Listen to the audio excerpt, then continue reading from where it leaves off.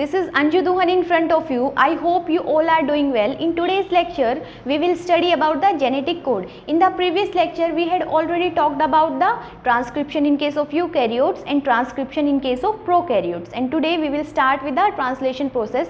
Genetic code is very required for the translation. That's why we are studying genetic code. Okay.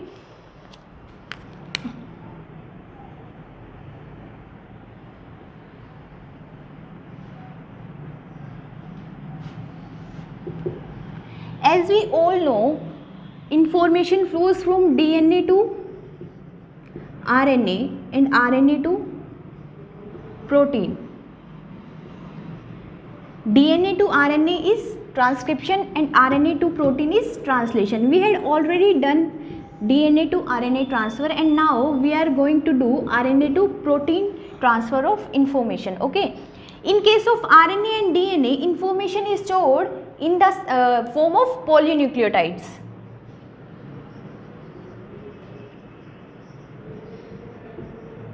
But in case of protein, information is stored in the form of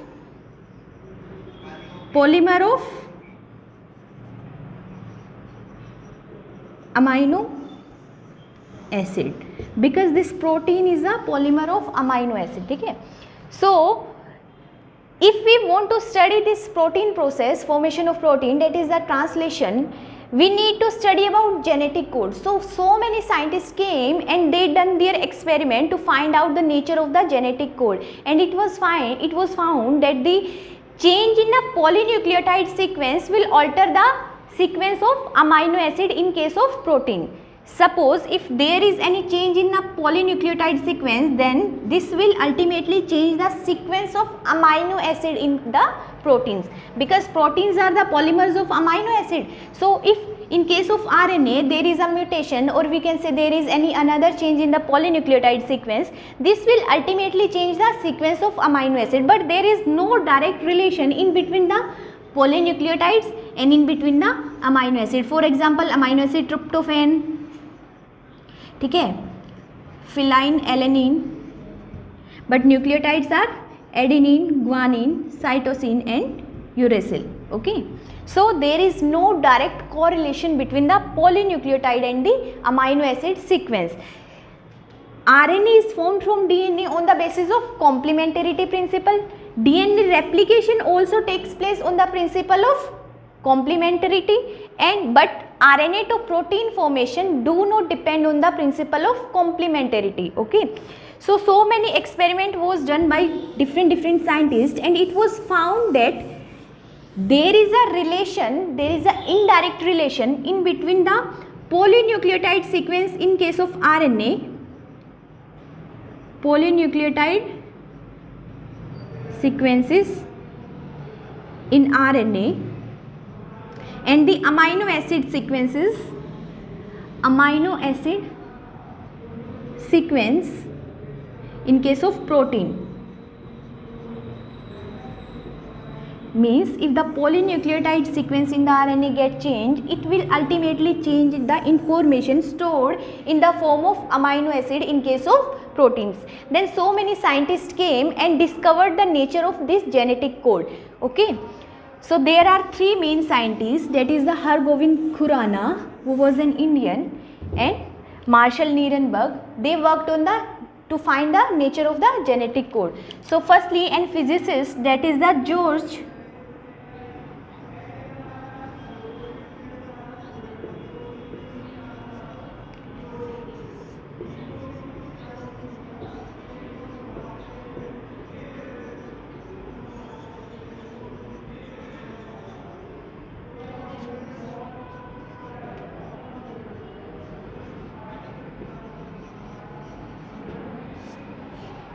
So these were the three scientists who worked to find the nature of the genetic codes. First one is the George Gamow. He is a physicist. He basically worked to find out the nature of the genetic code.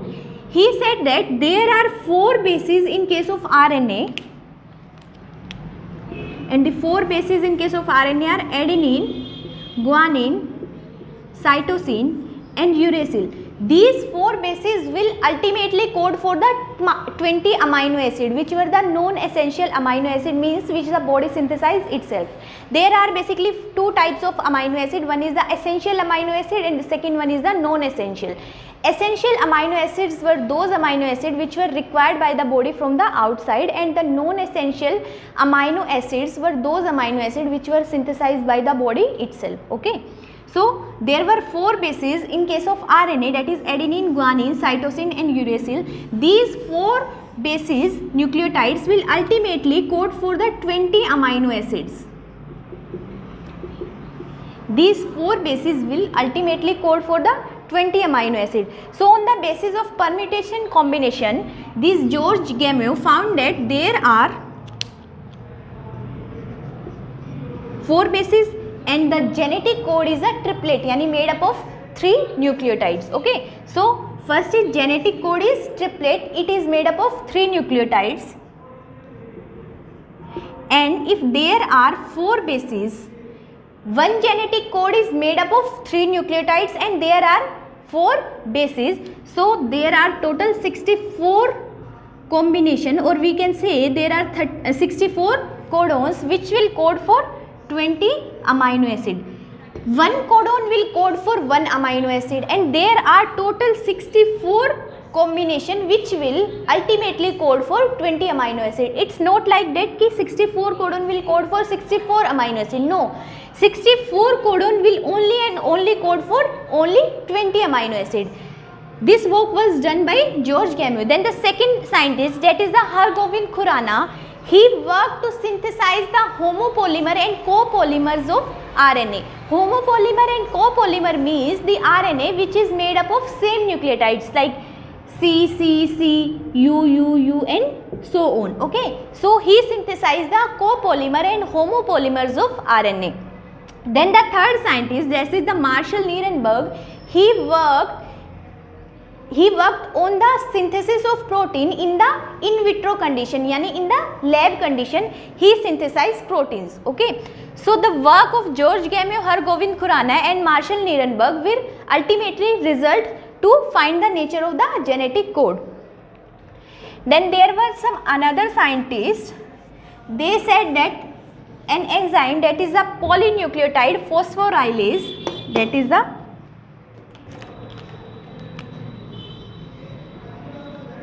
polynucleotide phosphorylase,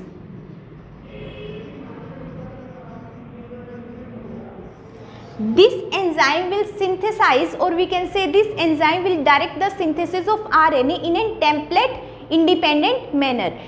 We all know that RNA is synthesized from the DNA in a template dependent manner, but this enzyme, that is the polynucleotide phosphorylase, will direct the synthesis of RNA in a template independent manner. How this enzyme will synthesize? If we provide any of the nucleotides, suppose U, this enzyme will direct the synthesis of RNA which is made up of only and only U bases. Means this enzyme will synthesize an RNA. If we provide the U nucleotide, then this will synthesize an RNA containing U, U, U, U, U, U. Okay. So in this manner, this polynucleotide phosphorylase will work and direct the synthesis of RNA in a template independent manner. Okay. So based on the work of these 3 scientists, the nature of genetic code was found, and there was a checkboard method on the basis of which we can find the 64 combination. How we can find the 64 combination? We firstly write U, A, C, G. These are the 4 bases which are found in case of RNA. Thymine is not present. Here also we write U, A, C, G. Okay. And here we write U, A, C, G. This is the first base or first nucleotide of the codon. This is the second nucleotide of the codon, and these were the 3 nucleotide of the third nucleotide of the codon. Suppose U, first nucleotide is U, second nucleotide is also U, and the third nucleotide is U. Then first nucleotide is U, second is also U, third is A. U, U, C and U, U, G. Here also U, this is the first, this is the second. U, A, U, U, A, U, A, C and U, A, G.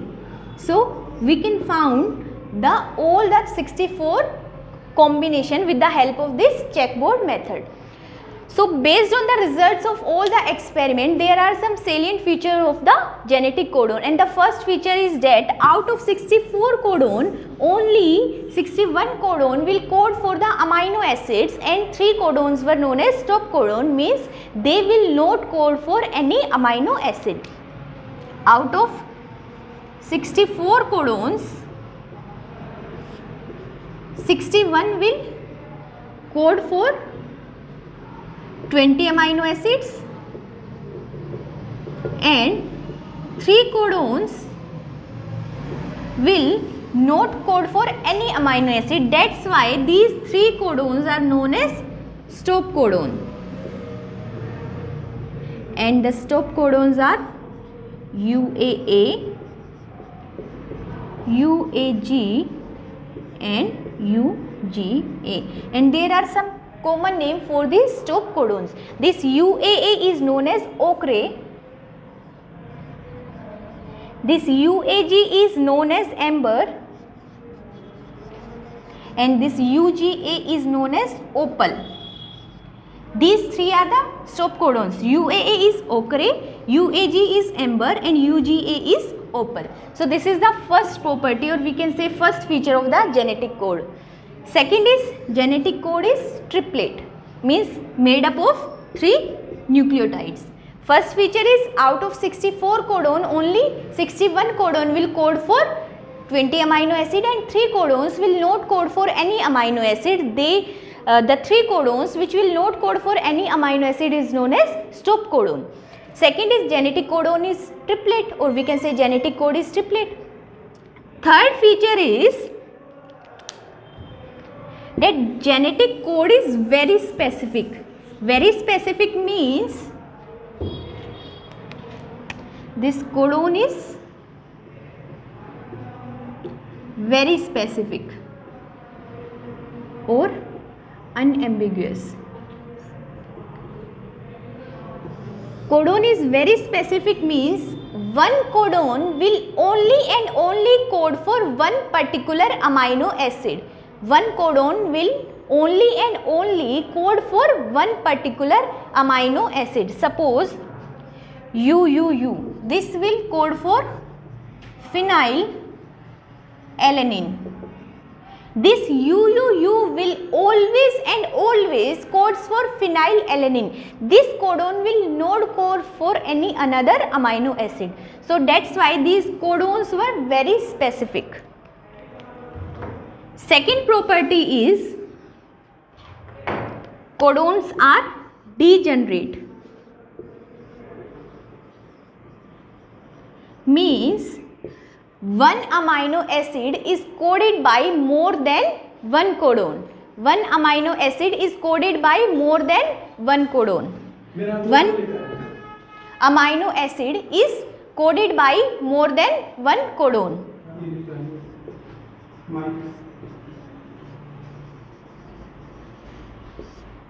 One amino acid is coded by more than one codon, but one codon will only and only code for that particular amino acid. For example, UUU will code for phenylalanine and UUC will code for phenylalanine. Okay, so this UUU will always and always code for phenylalanine, but this phenylalanine will be coded by more than one codon, that is UUU as well as UUC. That's why these codons are degenerate.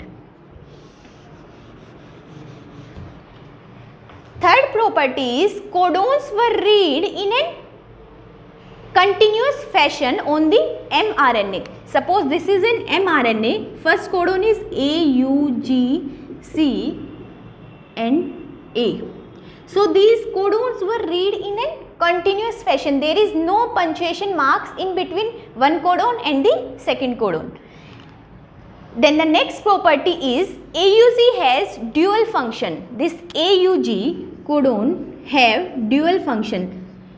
First function is it will code for methionine.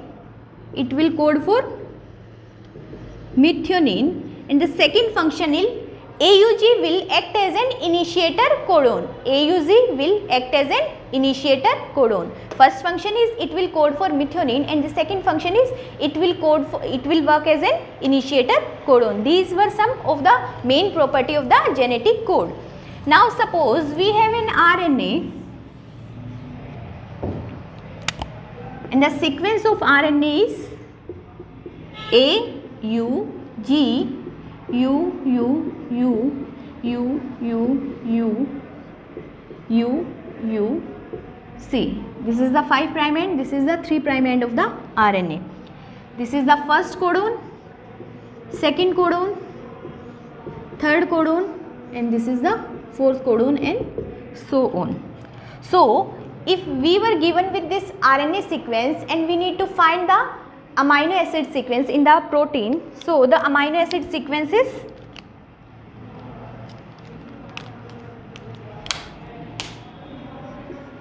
AUG will code for methionine, that is the first amino acid. UUU will code for phenylalanine, then also phenylalanine, third codon will, and the fourth codon will also code for phenylalanine. So this is the protein sequence, this is the amino acid sequence in case of protein. But if we were provided with this amino acid sequence, we cannot find the RNA sequence. Why we cannot find the RNA sequence? Because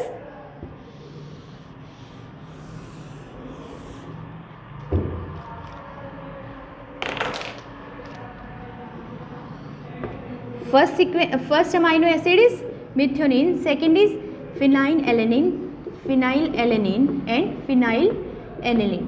So methionine is only and only coded by AUG. So the first codon of the RNA is AUG.